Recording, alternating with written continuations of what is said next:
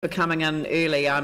It's almost gobsmackingly unbelievable that we're running ahead of time, so it just doesn't happen. So it had to happen on this occasion, so thank you. Thank you, councillors, Mayor, for giving us this opportunity to speak. I've been told that I should keep it brief and allow time for questions, so I will keep it very brief. Our essential submission is that provision should be made in the LTP for the lake, that nothing is done to preclude the possibility of the lake. It's not something that needs to be built today, tomorrow. We know that we'll be lucky to have cycleways or parkways, within 5 years. So this is a long-term project, and I think we need to realise there's a lot of water going to the bridge, and we should make a decision now, as we say Regenerate have, that is going to preclude something that needs to be looked at in further detail. It's a once-in-a-lifetime opportunity. This is a multi-purpose lake. It's not just about rowing, it's about dragon boating, kayaking, open water swimming, rowing, triathlon, wakarama and yachting. We think that the reasons provided by Regenerate to date don't make a lot of sense. We've consulted with Regenerate over the last 3 years. We have talked to them about numerous issues in minute detail, largely to do with cost. We even argued about the size of the stones that would be the armouring of the side of the lake. That's sort of the detail we got into, but we never once talked about aquifer water being a problem. In our view, we'll use less than 3% of the aquifer water available. We never once talked about wetlands, space for wetlands. We certainly talked about the need for wetlands. We provided plans for wetlands. And as you can see from our plan there, that deals with a good 16 hectares, but there's room for the 31 that they require. We never once talked about the release of water from the river, rather from the lake into the river, causing flooding or erosion issues. In our view, the release of water from the lake into the river can be managed in such a way as that it will augment the flow when we've got minimum flow, and in addition can be held back when high flow and mitigate any erosion. The lake has proved extremely popular as a submission. As you may be aware, there's over 65% of the submission in Regenerate's own consultation last year were in support of a lake of some shape or form. That's out of 1,800 possible submissions. Since the decision of Regenerate to dump the lake from the exhibition, we started a petition which is now just on 4,000 petitioners in about 4 days, and that's building and building and building. We're going to be actively promoting the lake. We're not going to give up. I think about the cricket pavilion. We nearly lost the amazing facility we now have in Hagley Park. You all saw the television coverage of the English Test, amazing asset for Christchurch. We nearly lost that because of a few militant people. Similar thing is happening now, and we need to I think take stock. And so my final comment to the council, having significantly shortened my submission, is I think the council needs to show leadership here, ask the question why, what happened. This lake was on the books, it was going to make the exhibition for all money, and then suddenly it got chopped off. What happened? Were you properly consulted? What changed? Has the letter of expectation been met? Have they actually undertaken proper feasibility on this? Is it appropriate to knock out such a key part of a potential plan at such an early stage before the Minister even has an opportunity to make a decision? A number of issues rise. I was remiss, I didn't introduce Sophie Strawn, who's a landscape designer, architect, and who can help with any questions on wetlands. Helen Rutter is a hydrologist who can help with all the issues dealing with aquifer water and available water. Apologies.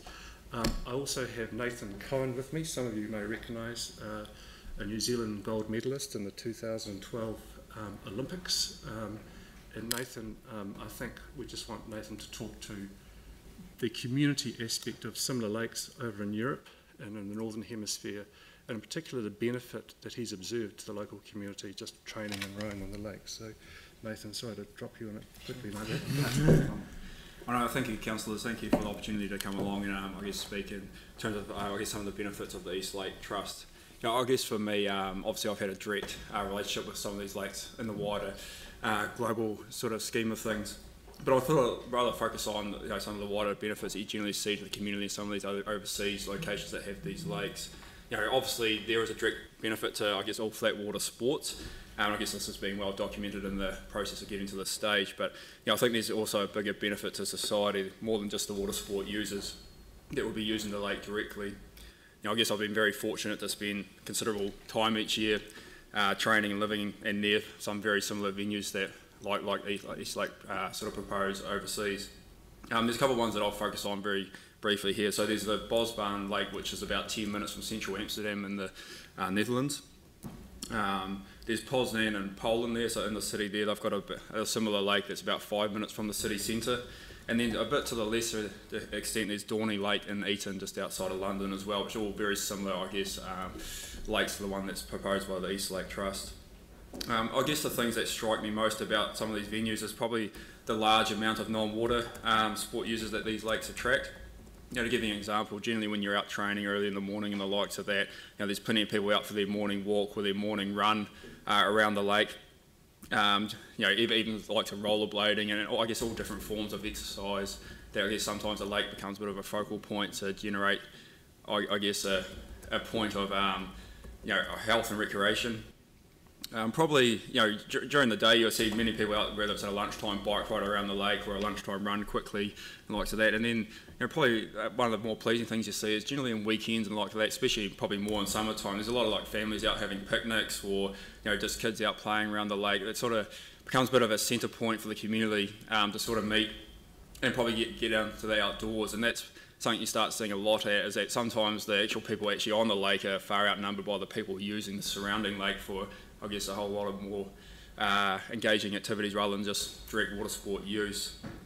I guess in addition to that, generally when you've got a lake or a focal point of meeting place of the community, is it generally attracts, I guess, things like local cafes and restaurants that, especially in the weekends, you see are generally really busy. You know, I guess a lot of people in society now like having their coffee or lunch, whatever, overlooking water, or I guess sort of watching the world go by, or people watching and some of the lake users around that. You know, like I think, you know, you look at this, you know, there is direct benefits to the water sport users, but I think, you know, the bigger benefit to the community is probably more that it becomes a central point of, I guess, connection for the local community, and I guess it encourages people to socialise and engage in the outdoors, and, you know, there's also a place for, I guess, children to play in a safe and secure way. So yeah, that's probably just a brief overview. I'm more than, I guess, happy to elaborate further, you know, I guess on any experience I've had with some of the lakes overseas if required. Thank you for your time. Thank you. Sorry, Aaron. Just two quick questions, just as we head along. One that the public want to know, can you hold an international event on this, or is this a training lake? No, you can hold a full international event on the East Lake. Perhaps probably David clarify that. Yeah, so we've built it to, it's 2.2, 2.15 metres long, so it's 2,000 with runoff, so it'll be FISA spec, international spec.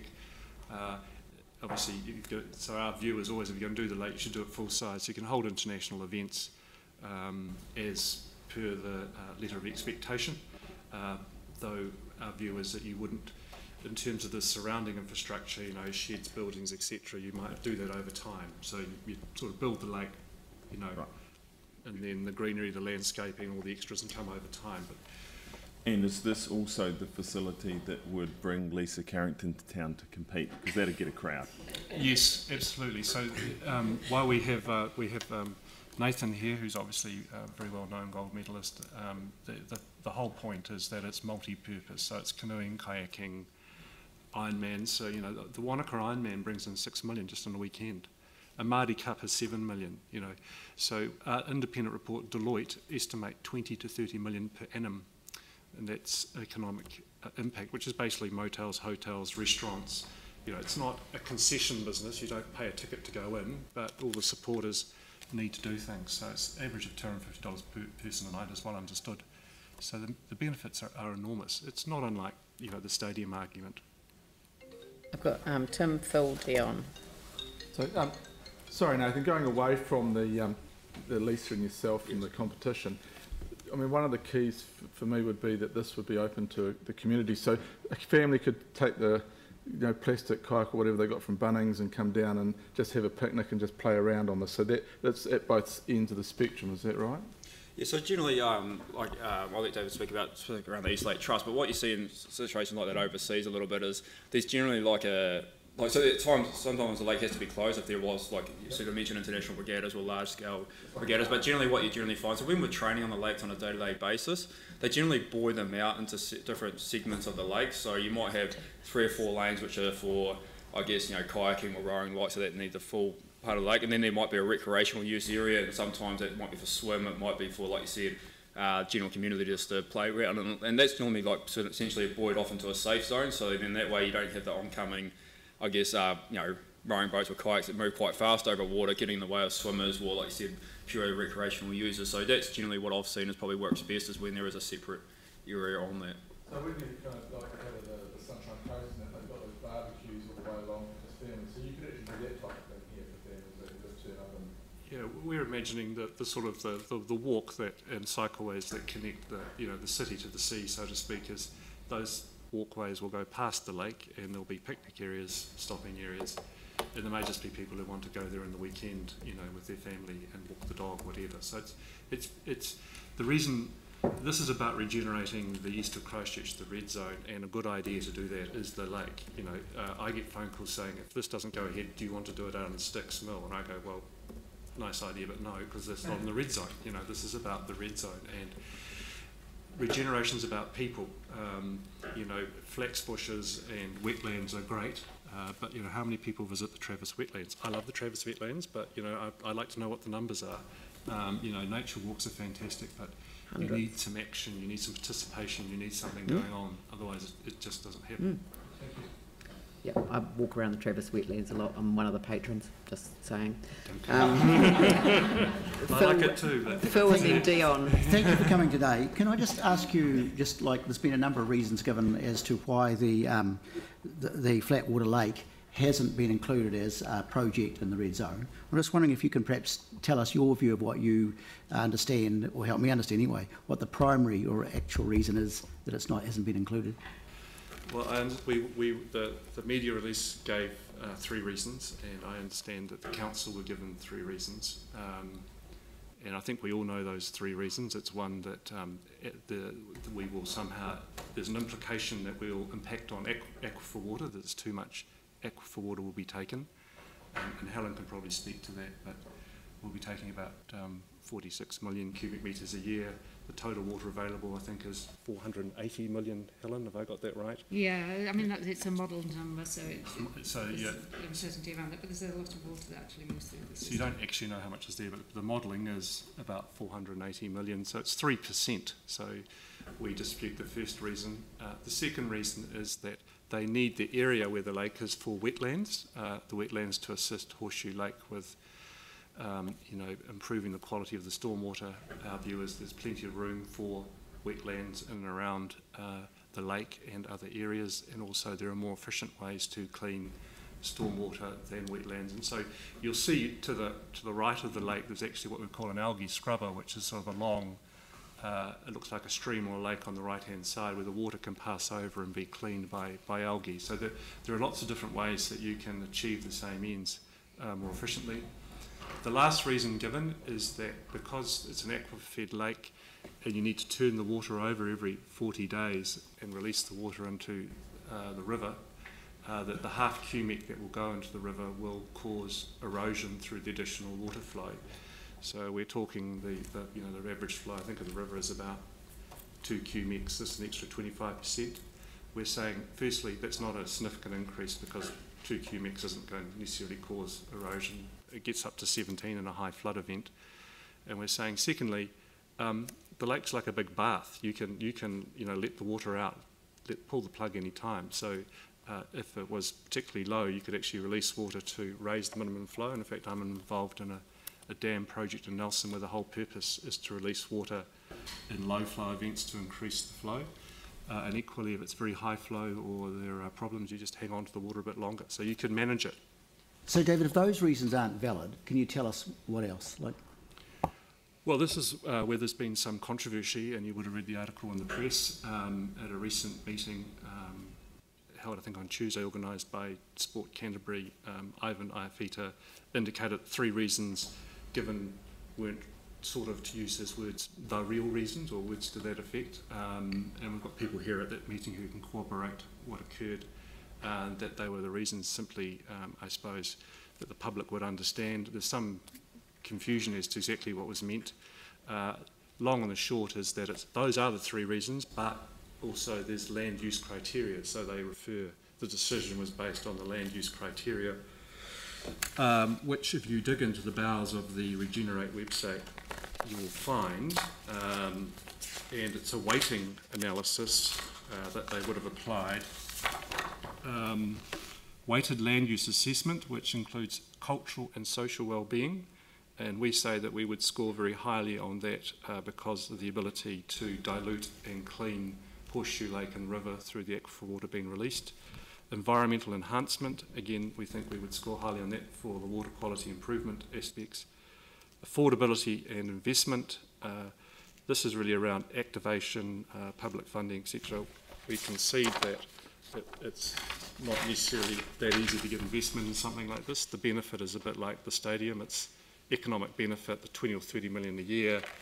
You know, you're not going to get an investor to put money in and get a return. It doesn't work that way.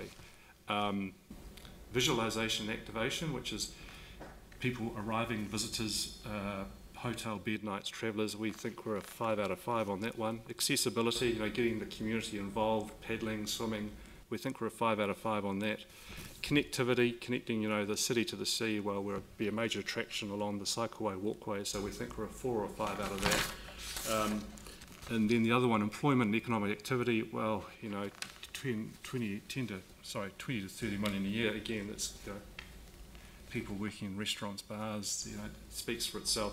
Achievable and deliverable, well, it's been Regenerate agree that the project is feasible and is deliverable. So it's feasible, it's deliverable.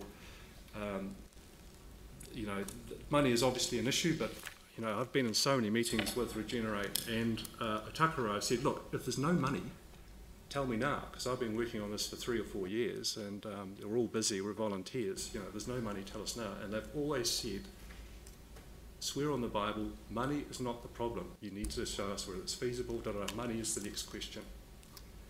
So, you know, we are very disappointed with the decision made. It makes no sense whatsoever.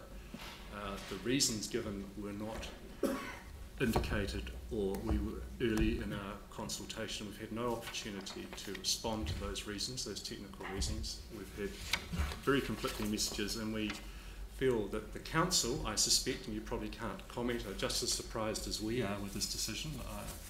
We wonder whether the minister's surprised as well. So I think we need to start asking some questions. Look, thank you very much for, as I say, coming in and presenting to us this evening. We understand the process that we're in at the moment, but I know that it was valuable for the councillors to hear your views. So thank you very much for coming. Thank you. Right, I now adjourn this meeting until 10 o'clock on Saturday morning. Sorry about that, team, but